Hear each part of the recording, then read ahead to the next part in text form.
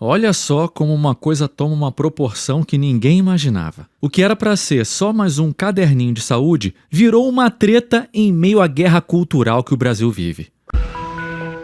Este é o Visão Libertária, sua fonte de informações descentralizadas e distribuídas. Ajude a propagar as ideias de liberdade. Deixe o seu like e compartilhe com seus amigos. Um artigo seu pode virar vídeo aqui também, sabia? Esse artigo foi sugerido por 9 dedos que não servem pra P nenhuma, escrito por Peter Bonner, Cada Notícia Uma Aula, revisado e narrado por Leia Far, do Leia Far Verso.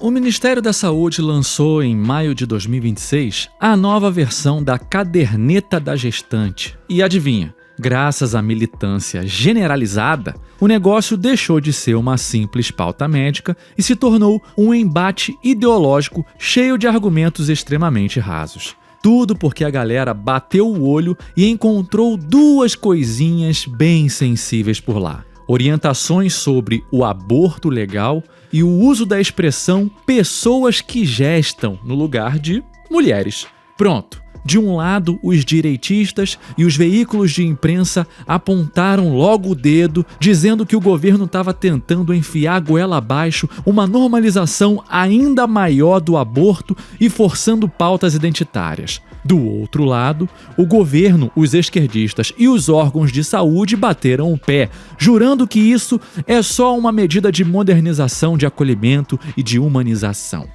Num país rachado ao meio, como o nosso, até um simples manual de gestação vira um símbolo de disputa de quem está certo e quem está errado.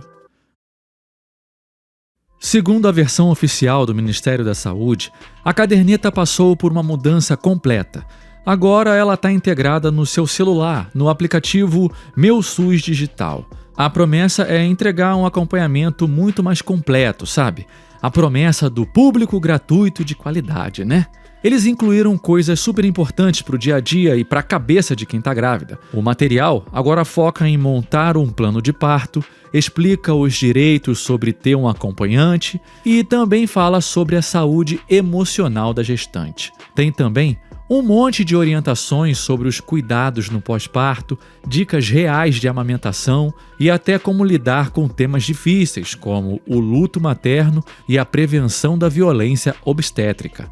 Mas, apesar de todo esse pacote de novidades, a internet e a opinião pública só quiseram saber de duas grandes polêmicas: a questão de gênero e, principalmente, a questão do aborto. O verdadeiro barril de pólvora foi o trecho que fala da gravidez que acontece depois de uma violência sexual. O documento tá lá, explicando com todas as letras que a interrupção da gestação é um direito garantido por lei nesses casos criminosos, e faz questão de frisar que a vítima não precisa apresentar um boletim de ocorrência ou uma autorização de um juiz para ser acolhida e atendida pelo SUS. Eles se baseiam direto no artigo 128 do nosso Código Penal. É aquele artigo que já isenta de punição o aborto quando a gravidez é resultado de estupro, quando há risco real de morte para a mãe ou naqueles casos de fetos com anencefalia que os sinistros do Supremo já reconheceram. Ou seja, olhando friamente para o papel rabiscado estatal, a caderneta não inventou nenhuma regra nova nem ampliou nada. Ela só repassa os direitos que já estão escritos há décadas. Só que, para os críticos, a parada não é bem assim. O pessoal dos movimentos pró-vida acha um absurdo e um baita contrassenso colocar esse tipo de saída dentro de um manual que foi feito justamente para acompanhar o desenvolvimento da gravidez. Para eles, o documento tinha que focar única e exclusivamente na proteção da vida do bebê e não falar sobre impedir que um ser humano nasça, né? E aí, a galera que defende o texto novo argumenta que esconder essas informações legais de mulheres em situação de extrema vulnerabilidade seria uma omissão cruel por parte do Estado, já que é muito comum elas passarem por um trauma horrível e nem saberem dos próprios direitos. É um verdadeiro choque de realidades entre duas narrativas, ambas estatistas. Uns acham que a política pública tem que blindar e proteger os valores tradicionais da maternidade a qualquer custo, enquanto os outros acreditam que o Estado tem o dever de colocar a informação na mesa e garantir o acesso àquilo que leis assinadas no papel já permite. Só que tem mais um detalhe que botou fogo no parquinho: o uso de expressões como pessoas que gestam e outras referências à população trans ali no meio das orientações da saúde. Para os críticos mais conservadores, isso aí é o puro suco da militância. Eles enxergam uma tentativa clara de apagar a palavra mulher e trocar por termos neutros, importando essas pautas de identidade de gênero lá de fora para o juridiquês brasileiro. Já a galera que apoia a medida tem outro discurso. Eles dizem que a ideia é simplesmente não fechar a porta na cara de homens trans e pessoas não binárias que, no fim das contas, também podem engravidar. A lógica deles é ampliar o acolhimento sem tirar o espaço de ninguém. Mas a verdade é que esse debate sobre linguagem inclusiva virou um dos maiores barris de pólvora da política hoje em dia. O que antes era só um manual de saúde acabou virando o símbolo de uma disputa cultural gigantesca sobre gênero e valores sociais. E a pancada foi forte, principalmente entre os grupos religiosos, parlamentares conservadores e a turma pró-vida.